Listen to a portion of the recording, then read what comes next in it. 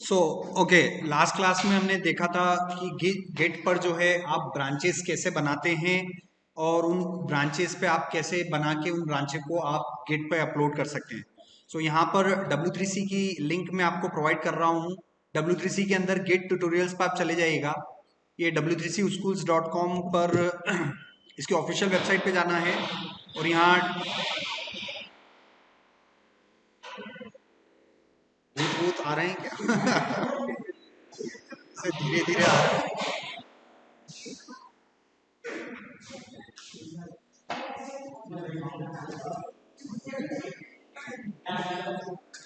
ठीक है ना। W3C स्कूल्स पर W3C स्कूल्स पर बहुत अच्छे ट्यूटोरियल्स अवेलेबल हैं। गेट के थ्रू हम वर्क कर सकते हैं।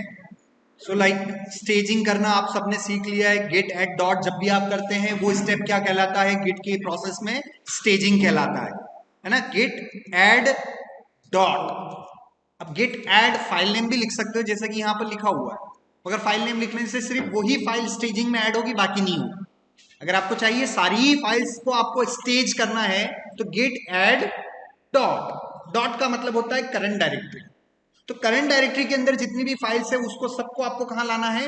स्टेजिंग एनवायरनमेंट पे लाना है। तो आप गेट ऐड डॉट करते हो। तो यहां पर मैंने गेट ऐड डॉट किया और उसके बाद आप अपना गिट स्टेटस चेक कर सकते हैं। तो चलिए सबसे पहले हम वापस से किसी ड्राइव में जाते हैं, कुछ ना कुछ नया फोल्डर बनाते हैं और बिल्कुल स्क्रैच से, जीरो से वापस से वही प्रोसेस हम चालू करते हैं और कुछ नया सीखने की भी कोशिश करेंगे। ज्ञानोदया 3 नाम से मैंने फोल्डर ऑलरेडी बना चुका हूं। आज मैं फॉर एग्जांपल ज्ञानोदया 4 नाम से मैं फोल्डर बना रहा हूं। चीजें सारी ही रिवाइज होंगी, साथ साथ कुछ नया भी हमें करना है। 4 बनाया था क्या कल? तो मैं रीनेम कर देता हूं, ज्ञानोदया 5 नाम से फोल्डर बना लेता हूं यहां पर। सो ज्ञानोदया 5 नाम से मैंने फोल्डर बनाया और सबसे पहला काम है आप गिट एससीएम यहां पर अपना कोड एडिटर स्टार्ट कर लो। ये भी हो सकता है आपने कोडिंग चालू कर दिया हो मगर गिटहब पे अभी तक अकाउंट नहीं बनाया हो, या फिर अकाउंट बना लिया हो रिपोजिटरी नहीं बनाई हो।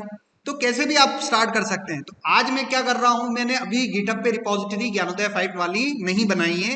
पहले मैं क्या कर रहा हूं, कोड स्टार्ट कर रहा हूं। सो कोड स्टार्ट करना है। पहला फाइल का नेम index.html होना चाहिए। यहां फटाफट गए, index.html मैंने किया।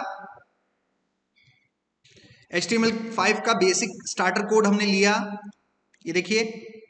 उसके बाद CSS का जितना भी कोड है हम इनलाइन CSS यहाँ पर टाइटल के अंदर, स्टाइल टैग के अंदर लिखते थे, ठीक है। और आज जो है मैं इनलाइन CSS न लिखते हुए मैं यहाँ पर एक डेडिकेटेड फोल्डर बनाऊंगा। कुछ फोल्डर्स में यहाँ पर क्रिएट करूंगा। CSS फोल्डर क्रिएट करूंगा। CSS फोल्डर के बाद एक फोल्डर बाहर क्रिएट करूंगा, JS फॉर जावास्क्रिप्ट। एक और फोल्डर बनाऊंगा IMG से रिलेटेड, IMG इमेज। तो जब मुझे CSS की फाइल स्टोर करनी है तो मैं कहाँ रखूंगा? CSS के अंदर। तो CSS फोल्डर के अंदर मैं एक फाइल बनाऊंगा style.css। फाइल का नाम आप कुछ भी दें बट एक्सटेंशन क्या होना जरूरी है? .css। अगर आप CSS की फाइल बना रहे हो। CSS का फुल फॉर्म क्या होता है? Cascading style sheet. CSS language websites को डिजाइन करने के काम आती है, ठीक है। तो मैं अब जितनी भी CSS है प्रॉपर सिस्टमेटिकली फाइल्स में बना के मैं अपनी CSS के कोड रखूंगा। CSS का कोड मैं तब तक नहीं लिख सकता हूं जब तक मेरे पास कोई स्ट्रक्चर ना हो। HTML का स्ट्रक्चर होना चाहिए। बॉडी पूरा खाली पड़ा हुआ है, बॉडी का स्टार्ट बॉडी का क्लोज में कुछ भी नहीं है। तो चलिए सबसे पहले एक डिव लेते हैं और इस डिव में मैंने बॉक्स लिख दिया। यहां पर मैं इसको क्या कर रहा हूं, क्लास दे दिया। तो CSS के अंदर सिंपल क्या होते हैं? सिलेक्टर्स होते हैं। तो पहला सिलेक्टर हमारा क्या होता है? Class selector. तो क्लास सिलेक्टर तभी काम कर पाएगा जब आपने एलिमेंट पर कौन सा एट्रीब्यूट लिखा हो? क्लास लिखा हो। तो यहां पर आप क्लास दे सकते हो। इसको क्लास को आप कुछ भी क्लास दीजिए। फॉर एग्जाम्पल मैंने क्लास दिया माय, या मैं आपको आज से ही सिखा रहा हूं कि जब भी आप कोई अपनी खुद की क्लास दे हो तो आपके नाम से प्रीफिक्स करना। मेरा नाम अनिल है तो मैं A_ के नाम से प्रीफिक्स करूंगा, A_ बॉक्स। किसी का नाम कुछ और है तो आपके नाम का पहला कैरेक्टर आप अपनी क्लास से आप उसको क्रिएट कर लेना। ऐसा हम क्यों कर रहे हैं? ताकि आगे चल के आप बूटस्ट्रैप फ्रेमवर्क पे काम करोगे तो बूटस्ट्रैप पे लाखों बनी बनाई क्लासें होंगी। तो आपकी कौन सी क्लास है, बूटस्ट्रैप की कौन सी क्लास है, आपको कंफ्यूजन होगा। तो वो कंफ्यूजन ना आए बाद में, इसीलिए अभी से आज से सीख जाओ कि जब भी आप अपनी खुद की क्लास बनाओगे अपने नाम से प्रीफिक्स करना, जैसे कि मैंने अपने नाम से प्रीफिक्स किया है A_, कुछ भी जो भी आपको देना है, A_box, A_, समथिंग। मैंने A_box नाम से क्या बनाया, एक क्लास बनाई, एक div लिया और उसको क्लास दे दिया। इसी क्लास को मैं टारगेट कहाँ करूंगा, style.css में। कैसे टारगेट करेंगे, div.A_box। बाकी चीजें वो के वही, करली ब्रेसेस में आपको क्या लिखना है, विथ कॉमा प्रॉपर्टी कॉलन, यहां पर क्या आने वाला है, प्रॉपर्टी कॉलन वैल्यू आने वाला है। तो प्रॉपर्टी कॉलन वैल्यू के पेयर में आपको सारी चीजें करनी है। सो यहां पर मैंने दिया विथ कॉलन 400 पिक्सल्स, हाइट दे दिया यहां से मैंने, और यहां से मैं बैकग्राउंड कलर दे देता हूं, बैकग्राउंड कॉलन रेड दिया, सेमीकोलन सेव। इस फाइल को भी सेव करें, पहले लोकल टेस्ट कर लें, लोकल सब कुछ चल रहा है मगर बना नहीं, क्यों नहीं बना, क्योंकि लिंकिंग नहीं करवा रखी। मेरी CSS की फाइल अलग पड़ी हुई है, HTML की फाइल अलग है, मगर HTML की फाइल को यही नहीं पता है कि CSS लिंकिंग करवाना है। तो यहाँ पर लिंकिंग करवाने के लिए आपको लिंक टैग यूज करना पड़ेगा। कौन सा टैग यूज करना पड़ेगा, लिंक टैग यूज करना पड़ेगा। सो लिंक टैग जो है उसका सिर्फ स्टार्टिंग टैग होता है, एंडिंग टैग नहीं होता है। जैसे कि HTML का स्टार्टिंग टैग दिखाई दे रहा है, क्या क्लोजिंग टैग दिखाई दे रहा है, बॉडी का स्टार्ट है, बॉडी का क्लोज है, बिल्कुल है, डिव का स्टार्ट है, डिव का क्लोज है, बिल्कुल है। तो बहुत सारे टैग्स ऐसे होते हैं जिनका स्टार्टिंग टैग भी होता है, एंडिंग टैग भी होता है, मगर कुछ ऐसे टैग्स भी होते हैं जिनका कोई एंडिंग टैग होता ही नहीं, सिर्फ स्टार्टिंग होता है। तो उनमें से लिंक एक ऐसा टैग है जिसका सिर्फ क्या है, स्टार्टिंग टैग है, एंडिंग टैग मिलेगा नहीं। यहां पर जाके फिर आपको क्या देना है, मतलब मेरे कहने का मतलब है लिंक का स्टार्ट और लिंक का क्लोज करने की जरूरत नहीं है, क्योंकि ये सिंगल टैग है। लिंक किस प्रकार का टैग है, सिंगल टैग है, और जिसका स्टार्टिंग और एंडिंग टैग भी मिल जाए वो क्या कहलाएगा, पेयर टैग। पेयर, स्टार्टिंग और एंडिंग, जिसका दोनों स्टार्टिंग और एंडिंग भी हो उसको क्या बोलोगे, पेयर। और जिसका स्टार्टिंग टैग है और एंडिंग टैग नहीं है उसको क्या बोलोगे, सिंगल टैग है। इसका सिर्फ स्टार्टिंग है, एंडिंग तो है ही नहीं। तो मेरा लिंक टैग भी कुछ इस प्रकार का ही है। अब यहां पर एक एट्रीब्यूट आने वाला है REL। REL का मतलब होता है रिलेशन, क्या होता है, रिलेशन। तो यहां पर मैंने रिलेशन भी दिया और यहां पर लिंक href। तो जब भी लिंक टैग हम यूज करेंगे, दो इंपॉर्टेंट एट्रीब्यूट आपको लिखना है, पहला REL और दूसरा href। सो REL और href मैं यहां पर नोटपैड में मैं लिख देता हूं, नोटपैड। REL का मतलब होता है रिलेशन और href का मतलब होता है हाइपरलिंक रेफरेंस, हाइपरलिंक रेफरेंस। सो H का मतलब क्या हो गया, हाइपरलिंक, और रेफ का मतलब रेफरेंस। फुल फॉर्म में हाइपरलिंक रेफरेंस बोलेंगे, और REL का मतलब रिलेशन। सो यहां पर मेरा जो जो जिस फाइल को हम लिंक करना चाहते हैं उसका रिलेशन इस डॉक्यूमेंट के साथ कैसा है, स्टाइल शीट का रिलेशन है। और href में मुझे यहां पर बताना पड़ेगा करंट फोल्डर के अंदर, CSS के अंदर style.cs। एडवांस एडिटर यूज करने का ये फायदा है कि जैसे जैसे मैं लिखते जा रहा हूं खुद ही वो डिटेक्ट करता रहेगा, है ना। इसलिए आपको विजुअल कोड एडिटर जैसे स्मार्ट एडिटर आपको यूज करने हैं। एडवांस एडिटर जैसे जैसे आप काम करोगे आपके लिए हिंट देते रहेगा, कुछ भी गड़बड़ करोगे तो तुरंत आपका एडिटर पहचान जाएगा। जैसे कि यहाँ पर देखो मैंने गड़बड़ किया, कलर चेंज हो गया। तो ऐसे एडिटर आपको यूज करने चाहिए जो कि आपको डेवलपमेंट में, कोडिंग में हेल्पफुल रहे। सेव किया, ब्राउजर में गए। सो यहां पर मैं आई थिंक मेरा टर्मिनल, ब्राउजर में मैं गया और ये रिफ्रेश किया, देखो आ गया, ठीक है। अब बॉक्स कहां पर आ रहा है, रेड बॉक्स के जो बॉक्स टेक्स्ट लिखा हुआ है वो बिल्कुल लेफ्ट हैंड साइड पर आ रहा है। मुझे इस बॉक्स टेक्स्ट को परफेक्टली यहां सेंटर चाहिए, तो दो तरीके से ला सकते हो, दो स्टेप्स हैं।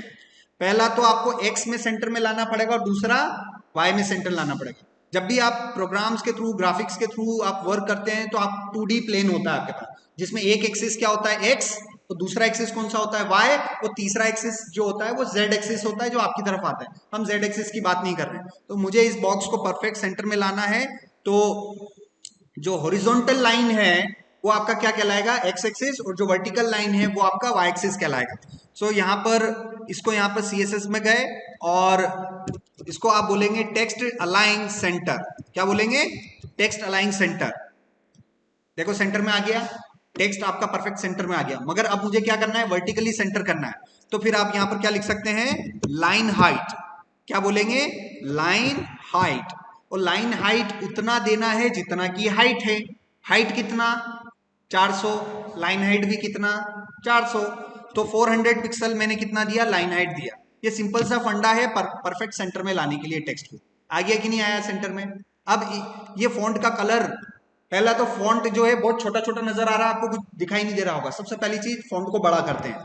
तो सारी CSS की प्रॉपर्टी है। तो फॉन्ट साइज बड़ा करने के लिए फॉन्ट डैश साइज, और जितना अभी साइज दिखाई दे रहा है वो है आपका 1 EM। जितना आपको अभी दिखाई दे रहा है ना, ये अभी जो भी साइज दिखा रखा है बॉक्स का, ये कितनी साइज है? 1 EM।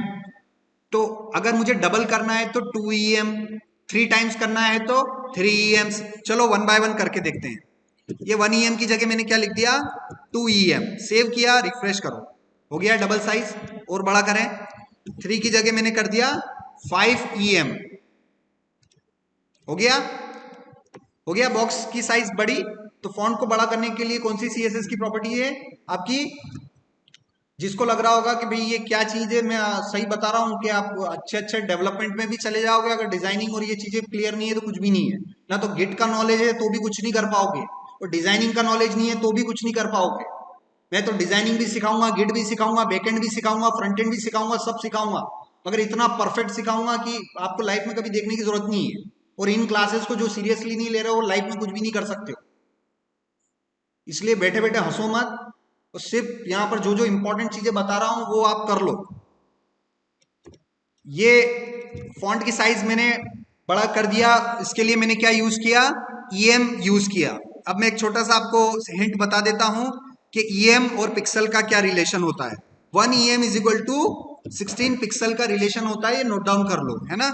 सो यहां पर अगर मुझे 5 EM देना है तो पिक्सल्स में कितना हो जाएगा? 5 मल्टीप्लाइड बाय 16। तो 80 मुझे कितना देना पड़ेगा? पिक्सल देना पड़ेगा। या तो 5 EM लिखूं या फिर 80 पिक्सल लिखूं, बात बराबर है ना। तो मैंने उसको हटा के 5 EM को हटा के मैंने क्या किया? मैंने ये किया। क्या कोई डिफरेंस आया साइज में? नहीं आया, क्योंकि मैंने आपको एक फॉर्मूला बता रखा है। 1 EM बराबर कितना होता है? 16 पिक्सल होता है। पहले 5 EM लिखा तब भी इंटरनली क्या चल रहा है? 80 पिक्सल ही चल रहा है, और मैं अब 80 पिक्सल लिखूंगा तब भी वो 80 है। इसीलिए 5 EM में और 80 पिक्सल्स में दोनों में कोई डिफरेंस नहीं आ रहा है, क्योंकि वो सेम साइज है। तो आपको डिसाइड करना है कि आपको EM के साथ चलना है या पिक्सल के साथ चलना है। अगर आप पिक्सल के साथ चलना चाहते हो तो आपको दोनों का रिलेशन फॉर्मूला बता दिया है मैंने। फॉर्मूला यही है, 1 EM is equal to 16 pixel. अगर पिक्सल के हिसाब से चलना है तो आपको उसके हिसाब से फिर REM की यूनिट भी आप ध्यान रखिएगा, है ना। सो ये हुआ। अब यहां पर आ रही है टाइपोग्राफी की बात। तो मुझे फैमिली चेंज करना है, तो मैं यहां पर से फटाफट फैमिली भी चेंज कर सकता हूं। So font dash family, font family आप दे दीजिए जो भी आपको एरियल वेरियल देना है। तो एरियल हेल्वेटिका सेंसेरिफ, एरियल हेल्वेटिका सेंसेरिफ मैंने फॉन्ट फैमिली दिया हुआ है। ये देखो फॉन्ट चेंज हो गया, पहले टाइम्स न्यू रोमन में आ रहा था, अब किस में आ रहा है? एरियल में आ रहा है। ठीक है, चलिए ये फिर से मैं फॉन्ट फैमिली यहां से हटाता हूं, सेव किया, रिफ्रेश किया, फर्क आया। तो बाय डिफॉल्ट जो दिखाई दे रहा है वो टाइम्स न्यू रोमन है। न्यूज़पेपर पढ़ते हो तो न्यूज़पेपर में वो जो फॉन्ट आते हैं ना, वो टाइम्स न्यू रोमन वाले फॉन्ट आते हैं, और हमारे इसमें जो ग्राफिक्स में चलते हैं वो एरियल वाले फॉन्ट चलते हैं ज्यादा, है ना। तो ये देखिए दोनों में डिफरेंस आ गया आपको। तो इस तरीके से आप फटाफट आप वर्क कर सकते हैं।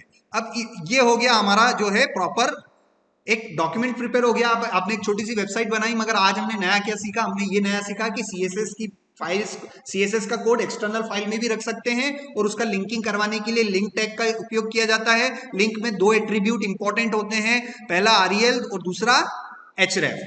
अब ये वेबसाइट जो है हम इसको इंटरनेट पर डिप्लॉय करने का काम करते हैं। अभी सारा डेवलपमेंट किधर हो रहा है? लोकल, मेरी मशीन में। अब मेरा मकसद है कि इस कोड को मैं कहां पहुंचाऊं? इंटरनेट पर पहुंचाऊं। तो नेटलीफाई डिप्लॉयमेंट का काम करता है, नेटलीफाई सोर्स कोड सेव करने का काम नहीं करता है। तो सोर्स कोड को सबसे पहले इंटरनेट पर सेव करेंगे, उसके बाद नेटलीफाई पर हमारी वेबसाइट को लाइव लाएंगे। तो इंटरनेट पर लाने के लिए डोमेन और होस्टिंग दो परचेस करना पड़ता है, मगर नेटलीफाई आपको फ्री ऑफ कॉस्ट दे रहा है। ठीक है, सबसे पहले गिटहब पे जाना है और गिटहब पे मैं सबसे पहले रिपोजिटरी बनाऊंगा। आज मैं नया यूआरएल बता रहा हूं, github/new। जैसे ही github.com/new करोगे तुरंत आपको उस पेज पे लेते जाएगा, कहां पर? रिपोजिटरी क्रिएट करने वाले पेज पर, शॉर्टकट है। तो github.com/new। सो ये हो गया हमारा github.com/new। अब यहां पर मैंने यहां से इसको क्रिएट कर दिया, फॉर एग्जांपल ज्ञानोदय 5। डिस्क्रिप्शन में भी मैंने यही लिख दिया। मैंने पब्लिक रिपोजिटरी क्रिएट किया, add readme file, create repository, और यहां से मेरी रिपोजिटरी बन गई है। अब यहां से मुझे क्या करना है, इस रिपोजिटरी का लिंक उठाना है ना, यूआरएल, और लोकल जो है, अब मैं अपना टर्मिनल स्टार्ट कर लो। टर्मिनल को स्टार्ट करने के लिए मैं शॉर्टकट कमांड बता रहा हूं, कंट्रोल और बैकटिक, जस्ट टैब से ऊपर है। तो यहां पर मैं लिख रहा हूं CTRL प्लस एक छोटा सा टिल्ड का सिंबल है, ये टिल्ड, कंट्रोल और टिल्ड मैं आपके सामने क्लिक कर रहा हूं, कंट्रोल और टिल्ड। मेरे लैपटॉप पे आप देखना, अब हालांकि दिखाई नहीं देगा, मगर फिर भी अब मैं बोल रहा हूं कि मैं कंट्रोल टिल्ड प्रेस कर रहा हूं, देखो क्या आ गया, टर्मिनल आ गया। तो ये मैं ऐसे जो है शॉर्टकट्स भी यूज करने पड़ते हैं, क्योंकि आप जैसे जैसे आपको एक्सपीरियंस होते जाता है, आप ज्यादा से ज्यादा किन चीजों को पसंद करते हैं, मतलब शॉर्टकट्स को, कि फटाफट शॉर्टकट से हमारा क्या हो जाए, काम हो जाए। तो ये देखो, ये फटाफट टर्मिनल स्टार्ट किया, टर्मिनल बंद किया, फिर बंद स्टार्ट, मैं उसी की को वापस प्रेस कर रहा हूं, बंद चालू ये हो रहा है। तो टर्मिनल मैंने स्टार्ट कर दिया, कंट्रोल एल से मेरा कंसोल क्या हो गया, क्लियर हो गया। अब मुझे रिपोजिटरी को फर्स्ट टाइम गिटहब पे पहुंचनी है, तो 3 स्टेप फॉलो करनी पड़ेगी कि 5 स्टेप फॉलो करनी पड़ेगी? 5 स्टेप। अगर फर्स्ट टाइम है तो 5 स्टेप फॉलो करनी पड़ेगी। तो 5 स्टेप में सबसे पहला स्टेप कौन सा है? सबसे पहला स्टेप है गिट को इनिशियलाइज करना। तो इनिशियलाइज को ही शॉर्ट फॉर्म में क्या बोला जाता है? इनिट। इनिशियलाइज की स्पेलिंग देखोगे तो पहले शुरुआती 3 कैरेक्टर क्या है, 4 कैरेक्टर क्या है? इनिट, है ना। सो गिट इनिट सबसे पहला काम है, तो मैं यहां पर कर रहा हूं गिट इनिट। ये मैंने कर दिया, हो गया इनिशियलाइज। अब यहां पर आपको करना है रिमोट ऐड करना है, गिट रिमोट ऐड ओरिजिन, और एंगल ब्रैकेट में मैं लिखूंगा रेपो लिंक। क्या लिखूंगा? Repo link. तो जिस भी चीज को मैं एंगल ब्रैकेट के अंदर लिखता हूं वो चीज चेंज हो सकती है ना, ये चीज चेंज हो सकती है, मगर जिसको मैंने एंगल ब्रैकेट में नहीं लिखा वो फिक्स है, वो कमांड का कंपलसरी पार्ट है। तो मेरी कमांड क्या बनेगी? Git remote add origin, git remote add origin, और यहां पर क्या आएगा? आपकी रिपोजिटरी का लिंक। मेरी वेबसाइट का लिंक अलग हो सकता है, आपका अलग हो सकता है, सबका जो रिपोजिटरी का लिंक अलग अलग होगा। तो मगर गिट रिमोट ऐड ओरिजिन वाली जो इनिशियल कमांड है वो तो सबके केस में फिक्स रहेगी, है ना। तो जिस चीज को मैंने एंगल ब्रैकेट के अंदर नहीं लिख रखा है वो फिक्स है, और जिस चीज को एंगल ब्रैकेट में लिख रखा है वहां पर आपकी अपने अपने रिपोजिटरी के लिंक आएंगे। क्लियर है? सो यहां पर ये देखो, गिट रिमोट ऐड ओरिजिन लिखा, उसके बाद रिपोजिटरी का लिंक कहां से लाऊं मैं? गिटहब से। तो गिटहब पे आप जाइए, ये मैं गया, कहां पर पड़ा? ये सामने ही है, इस बटन पे मैंने क्लिक किया, मैं अपने टर्मिनल पे गया। टर्मिनल कौन सा? बाहर वाला के विजुअल स्टूडियो कोड के अंदर एक बिल्ट इन टर्मिनल है? विजुअल स्टूडियो के अंदर जो बिल्ट इन है, आपकी मर्जी, आप चाहो तो विजुअल स्टूडियो के अंदर जो टर्मिनल है उस पे काम कर लो, चाहे बाहर वाले पे कर लो, या गिट बेस पे कर लो। आपके पास 3 टर्मिनल अवेलेबल है, आपकी चॉइस है आपको किस पे काम करना है। जो आपको सही लगे आप उस टर्मिनल पे काम कर लेना। मेरा फेवरेट क्या है? मेरा फेवरेट तो यही है कि मैं जिस टर्मिनल में जिस एडिटर पे काम कर रहा हूँ वही एडिटर मुझे टर्मिनल भी दे रहा है, तो मेरा सारा ही काम, मुझे इधर उधर भागने की जरूरत ही नहीं है, सारा ही काम इधर ही हो रहा है ना। फिर काय को इधर एक विंडो से दूसरे विंडो पे जाएं। सो यहां पर मैं इसको मैंने क्लिक किया, तो step first complete, git initialize. Step second remote add कर लिया। स्टेप थर्ड बताइए कोई? स्टेजिंग। सर आपको स्टेज करना पड़ेगा, तो कैसे करेंगे? Very good. स्टेजिंग की जो स्टेप थर्ड कमांड होती है वो होती है गिट ऐड डॉट, और डॉट का मतलब करंट डायरेक्टरी। यहां पर ध्यान रखना, dot is equal to current directory. इसका मतलब करंट डायरेक्टरी पे पड़ी हुई सारी फाइल्स को मुझे क्या करना है? गिटहब पे भेजना है।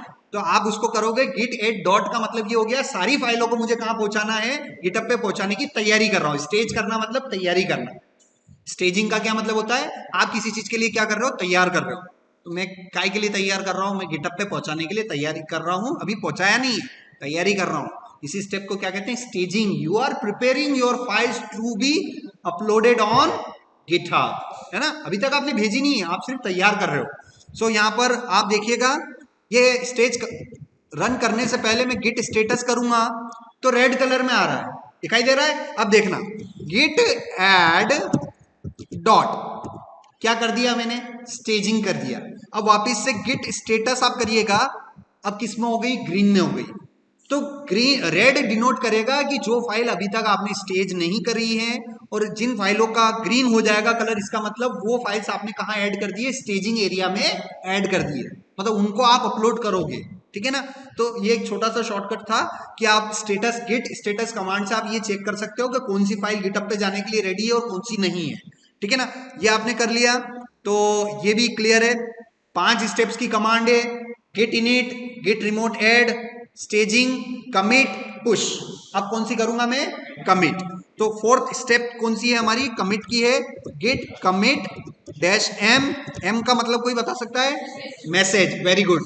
मैसेज में वो लिखना है, कुछ भी लिखो कोई फर्क नहीं पड़ता, मगर वो लिखिएगा जो आपने काम किया है। सो मैं यहां पर गिट कमिट लिखूंगा, गिट कमिट डैश एम, और मैंने किया है, एक छोटा सा बॉक्स बनाया है, बट सीएसएस को एक्सटर्नल लिंक करवाया।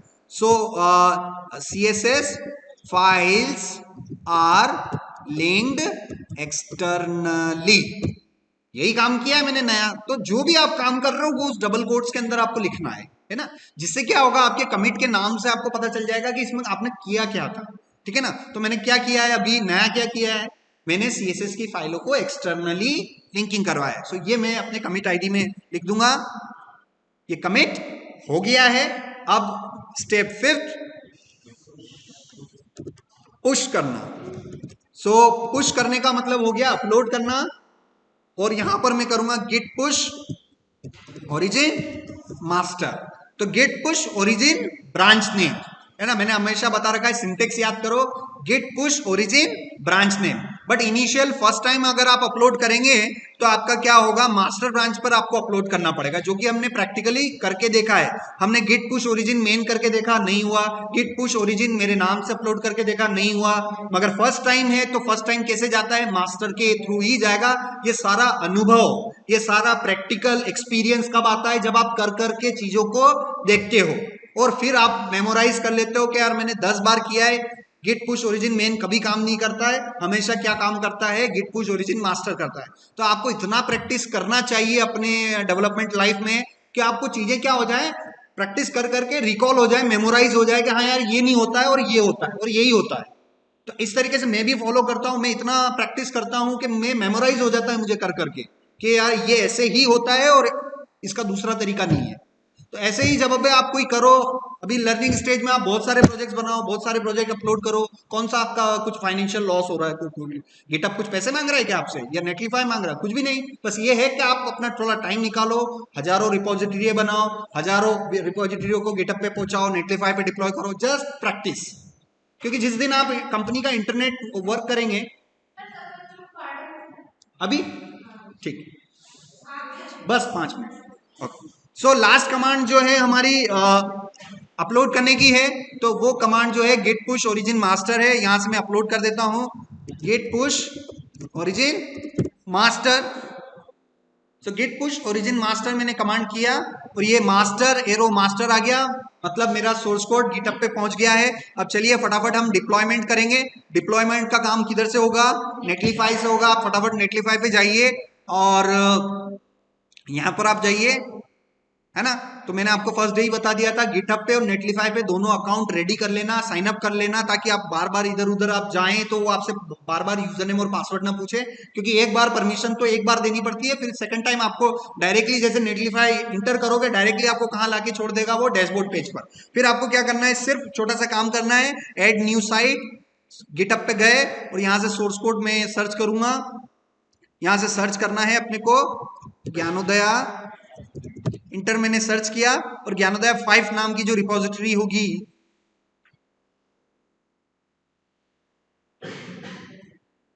ये ज्ञानोदय 5 नाम की रिपोजिटरी। अब इसमें आप बताइए ज्ञानोदय 5 ब्रांच 5 ब्रांच की जो रिपोजिटरी है उस पर आपका कोडिंग किस ब्रांच पे पड़ा हुआ है, मास्टर पे, क्योंकि आपको पता है आपने जो अपलोड किया है मास्टर ब्रांच पे किया है, तो यहाँ से आप मेन की बजाय किसको चूज करेंगे कि मास्टर ब्रांच पे जो है हमारा सोर्स कोड पड़ा हुआ है, और कुछ नहीं करना है, डिप्लॉय साइट पे क्लिक करना है, 1 2 3 मिनट के अंदर जो आपकी वेबसाइट डिप्लॉय होके लाइव आ जाएगी। हाँ सर।